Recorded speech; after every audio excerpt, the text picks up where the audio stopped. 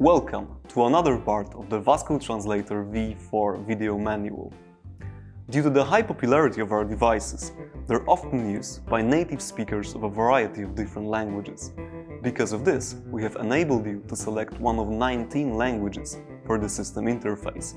Let's move on to the device and do it step by step. First, go to Settings. Then, under System, you will find the Language setting.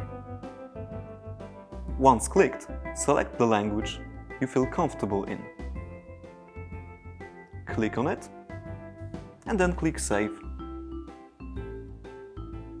Your system's language is saved. That's it for this part. You have successfully switched the system language. I invite you to the next parts of our Vasco Translator V4 video manual, where you will learn about other features of the Vasco Translator V4. See ya!